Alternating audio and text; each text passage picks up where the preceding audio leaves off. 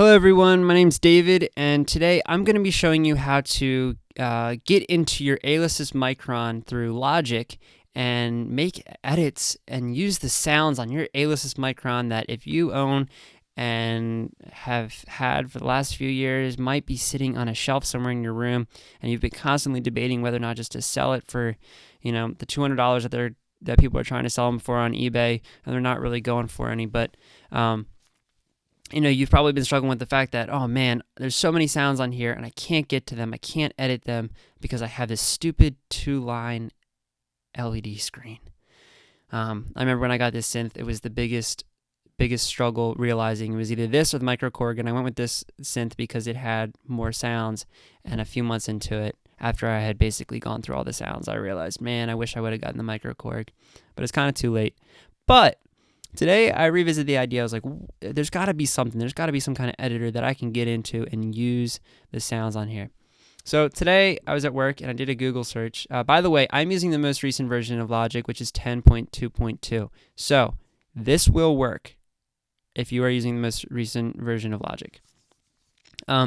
So I did a quick Google search, and then coming down, I came across a blog here from February 2015, and I was like, oh, I hope and pray that it's still usable for this editor, this Micron AU. Man, look at that. It's the inside of the Micron. And reading here, it's a Logic 8, and I said, oh man, it's probably 32-bit, and as you know, you can only use those 64-bit plugins now in Logic, those AU plugins. Well, in the comments, thank you, Thurin, whoever you are, man. Save the day here. He posted a link to a GitHub repo that includes a 64-bit version of this. So if we go to this real quick, this link, boom, here it is, right here, Beta 1.1, released July 27, 2014. Download this component right here. You're going to download it, you're going to open it up, and you're going to stick it into your library plugins folder, into the components, the AUs. The audio units. And then what you're going to do, you're going to need an audio interface to be able to communicate with your Alesis Micron. If you notice that there's no USB port on it. This is old school MIDI, guys. So you're going to need some MIDI cables, 2 of them, an interface that has MIDI in and MIDI out on it, and you're also going to need an audio in. So if you have a M-Track, a Focusrite Scarlett 2i2, I'm using a Behringer Euphoria 404. Those things go for like $80. My M-Track blew up basically, and so I had to get something quick. This guy's actually nice. It's the new one, and it has these Midas preamps on them that are way nicer than the Xenix ones that they were using. Way quieter, but still very strong. I was doing something to record the other day, and I barely had that knob up at all on a dynamic microphone. I was impressed. So what I'm doing, I'm going to jump over to my my phone so that you can see. The other thing that real quickly too is with regards to this tutorial, what I also want to show you is how to control your Micron without using the keyboard on the Micron. I have another MIDI controller, so I want to go into that, how we can do that, set that up. So let's jump over real quick to my phone.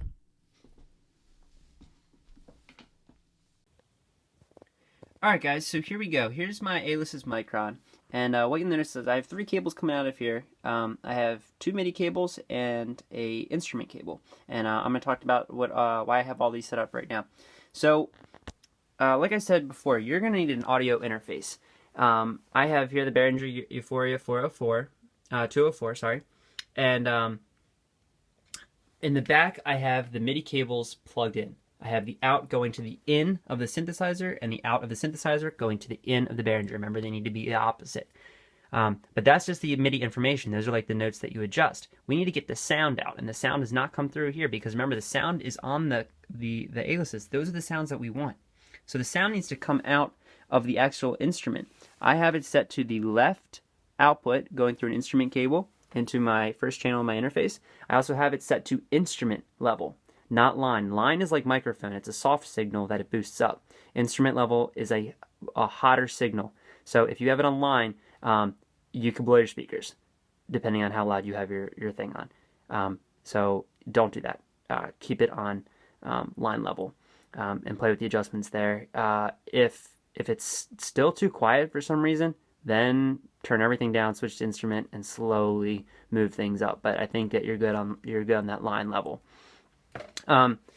So remember, there's some controls on the Micron that we need to adjust to make sure that we can get the information coming from this synth going through the Midi, to basically saying we want to use Midi, we want to send information out and in through here, send and receive stuff. So we're going to go to configure, and remember, this is where all these crazy adjustments are. We're going to scroll all the way to the end. The first time that we start seeing Midi stuff. Okay, and the first Midi that we see is right here, Midi setup mode, single channel. So we're actually going to go back one, make sure that your keyboard is on, local control on, keys and Midi. Okay? We're next going to go to setup mode, single channel. Midi channel 1, make sure you have these adjustments. Midi send part, all setup parts.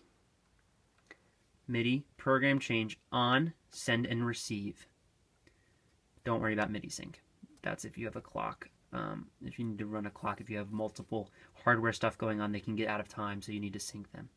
All right. And you are good. So then I'm just going to click back to program. I have mine set to water piano. It's just a very fun sound that I like on the Micron, and one I'm excited to kind of be able to get off of. Now, the other thing that I mentioned is I want to be able to control this. Like, I have this sitting on my floor. I don't have another like space right now where I could have this sitting up, and my music stand is being used, or my keyboard stand is being used by my my MIDI controller. So I want to actually be able to control this Micron, the Micron over there, with my MIDI controller. So I have an Alesis, M Audio Oxygen 49 running USB. Okay, just the standard USB. It's right there. It runs back through my computer, through a USB hub, and into my MacBook Pro. The MacBook, yay! So we're gonna actually set this up so we can control this on here. So I'm gonna jump back over to Logic, and we'll be able to continue there. All right, guys. So here we are. We're back in Logic, and what we're gonna need to do is set up 2 tracks. One to be our track that is our software instrument. Essentially, it's gonna have the ability to control the parameters of the Micron. Then we're going to have that second track that is capturing the audio of the Micron.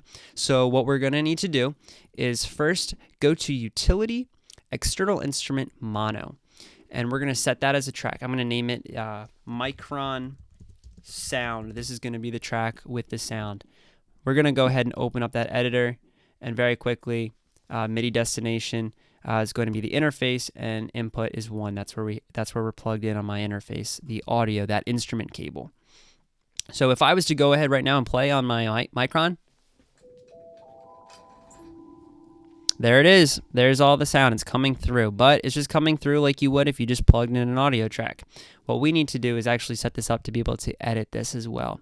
So we're going to close that, and we're going to make another new track, and this is going to be the one that has the editor. And the Micron AU editor is actually going to be found if you put it in the right spot, Library, Plugins on your computer, AU Instruments, Retroware, Micron AU, and I'm going to make a mono version here. So let's create that, and I'm going to name this Micron Editor. So the sole purpose of this track is basically to get into this window right here, which is the innards of the Micron. Now, in order to do this, to be able to send and receive the information from the Micron, we need to set both our MIDI in and our MIDI out as our interface.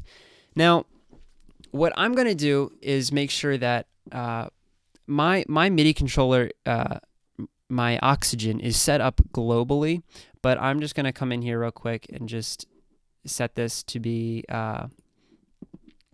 let's see, it is found MIDI channels all, just 1.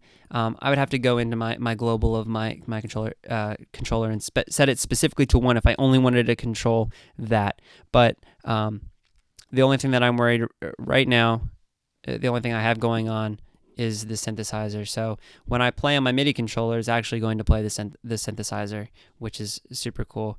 Generally, if you have your MIDI controller set up on global, on 1, whatever, it'll work. It will work.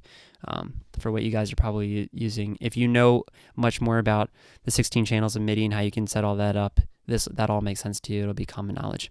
So let's go ahead and let's get a patch on here, right? So you notice this is only set up with a a triangle saw wave. That's the only thing that's on. You got a bypass filter, but it's all the way up. No mod matrix, nothing. Now I'm gonna jump back to my phone, and I'm gonna show you what we need to do to get a patch on here. So we have to touch the Micron, once more to be able to get a sound on here. So let's go ahead and do that. So here we are, guys. We're back at the Micron real quick, and I've found a patch here that I like, Water Piano. It's what you were hearing earlier, and I want to get this patch to be able to show up in the editor with all the parameters already made, and I can just go in and tweak those parameters. So what I'm going to do is I'm going to hit the big button while on program, and I'm going to actually scroll it. I'm scrolling back now, but you're probably going to be at the very beginning. Let's just scroll all the way back to the beginning. Let's see start where you are. It's going to be like 18 turns, and we're going to scroll all the way to the end. To where it stops at store copy. We're going to go back a couple to where we see send Midi Sussex, whatever that word is. And you're going to want to hit send. And there it was. It was sent. Now, let's jump back to Logic.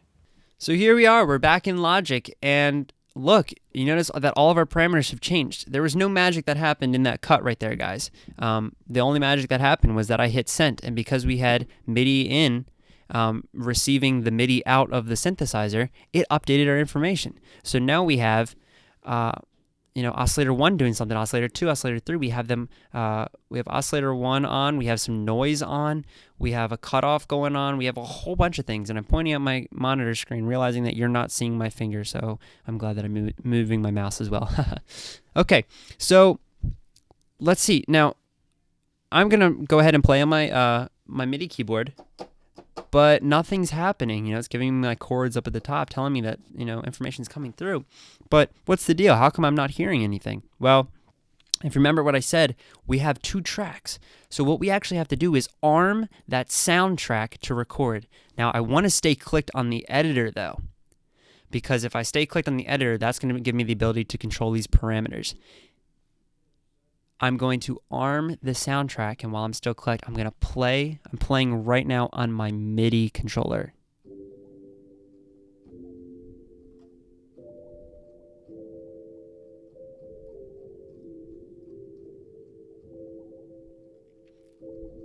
So hopefully you guys are hearing that. I'm realizing that you might not be right at this point, but that is in fact my Midi controller playing the signal. It is coming through. If you can't hear it, you can at least see it, that it is coming through. So with that, you do have the ability to, in real time, control these filters. Control just about everything. I'm getting some R2D2 kind of stuff right now in real time. So you guys, there it is. That's basically it. That's the ability to get into the Micron and control some things. Yeah, guys, experiment, have fun. Hope this was helpful.